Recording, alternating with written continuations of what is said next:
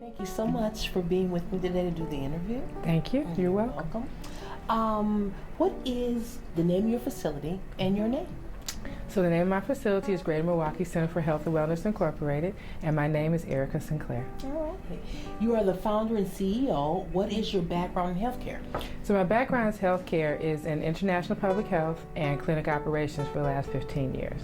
Oh, okay. Why did you open the Greater Milwaukee Center for Health and Wellness? So I opened up this center to allow people to be able to navigate the healthcare system. It's very hard to do that even as a provider. So I can imagine what it is if someone is from a vulnerable population to have to try to figure out what the new system is now. So, what population of clients do you serve? So we serve vulnerable populations, as I mentioned earlier. That includes people who are HIV infected, people who are women, young people, and then men who have sex with men, because those tend to be the population that are infected with HIV at the most. So we do a lot of work with them and LGBT communities. Now, is that affecting African American women also? Yes, with HIV, absolutely it is. A lot of this is because these are men who have sex with men, but that's from a behavioral standpoint, not necessarily from being labeled as gay. So women who they also have sexual relations with are actually at a high level of risk as well. Is AIDS and HIV still at epidemic proportions in our community?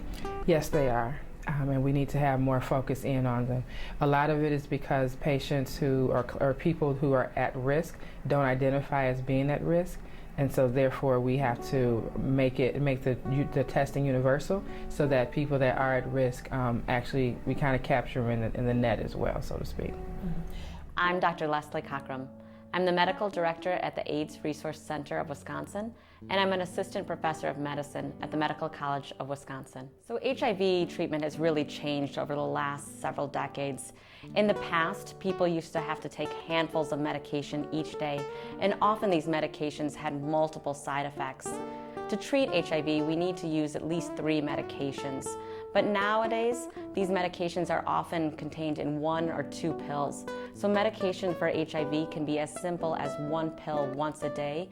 The populations that are most at risk for HIV infection include those individuals who inject drugs, individuals, especially young males who have sex with men, and individuals who have HIV-positive partners or partners who inject drugs. However, anybody can get HIV, and so it's important to get tested and to know your partner's status. Are there any warning signs that you may be infected? Not really. I mean, other than the general fatigue and things like that, you may feel like you're getting sicker quicker and often and more infections. But other than that, unless you have the sexual risk behavior and you kind of put the two together, and or injection drug use, that's the other way of getting HIV.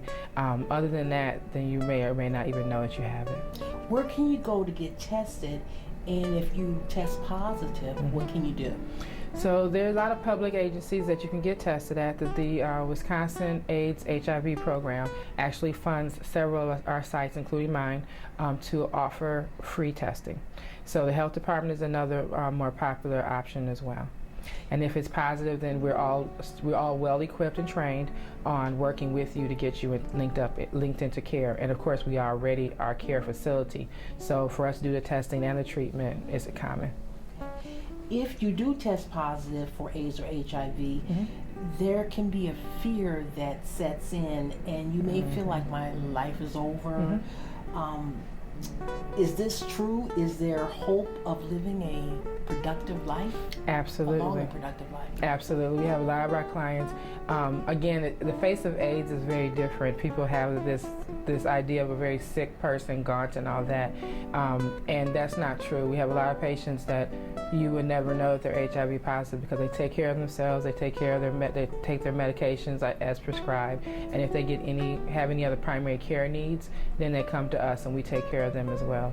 So it's not a death sentence like it used to be. So can you still spread it even though you're taking care of yourself? You can. So one of the clinical goals we have is for you to get your viral load undetectable. So that means that the virus is still in your body, but it's at a very, very low rate.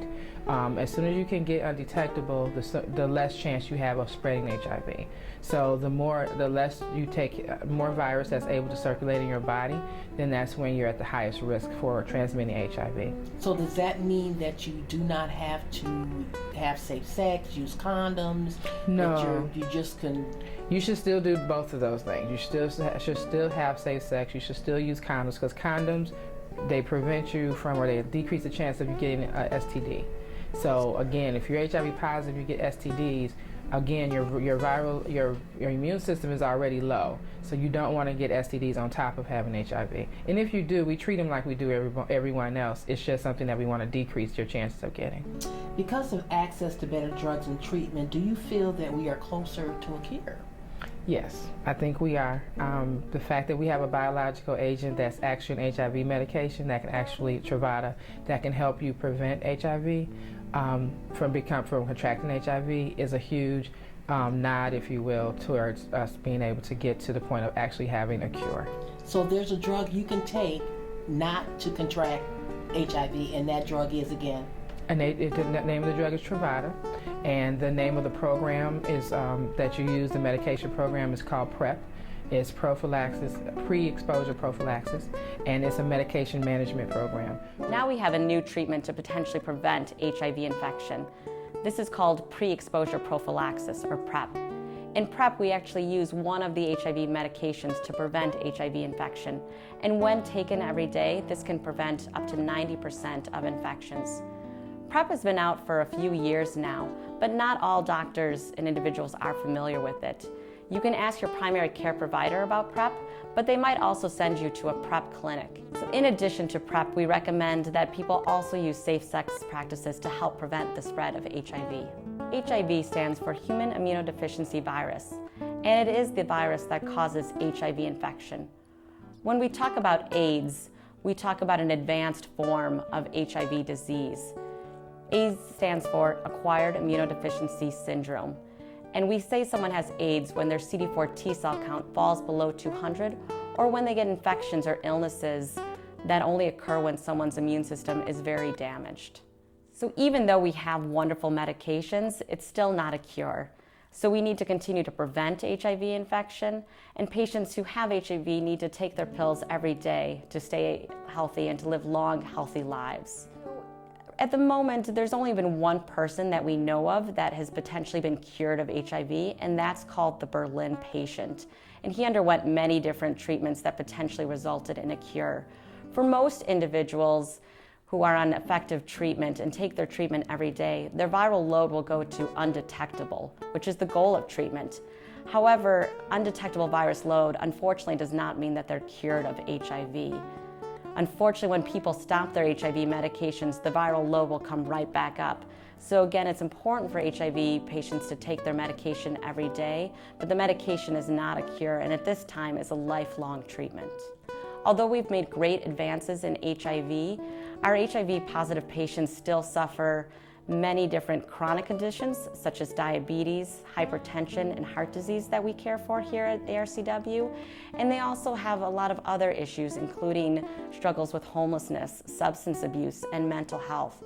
There can be more of a stigma associated with the diagnosis of being positive. Mm-hmm. How does the Greater Milwaukee Center for Health and Wellness deal with this challenge? And it is a challenge. We do have therapists that we are connected with, that we refer patients to, who are they know what kind of patient population we work with. They're very well versed in being able to work with that population on decreasing the stigma, helping them cope with the new diagnosis, how to tell people if they have to tell people, especially their family members, because then that's where they want to get their support, but they also want to make sure they're in a supported environment to be able to even disclose to them. So the therapists are well versed in understanding how to do that and do that on an individual basis, because we all process differently, and they're pretty flexible on how they work with each client on those needs. Now, do you have support groups here? We don't have support groups here yet. We're working on that. But we do have therapists that come to our clinic to do individual sessions with clients and their family members if needed. Okay. Now, I took a little peek around and looked in some of the rooms. You have like medical facilities here. What do you do with that? So we do have 2 clinics, and we do have the 2 nurse practitioners that we work with and medical assistant. And for that, we do physicals, because we are a primary care medical clinic. So we do physicals, we do pap smears, we do HIV, of course, our hepatitis C treatment, we do HIV treatment, anything that's necessary for primary care to get taken care of, we do it here. Well, thank you, Erica. And where are you located? At 4655 North Port Washington Road, Suite 325 in Glendale. Technically in Glendale, but we're in Milwaukee, as far as I'm concerned, 1 block south of Hampton on Port Washington. Thank you again, Erica. And I want to thank the Milwaukee Center for Health and Wellness. Thank you very much.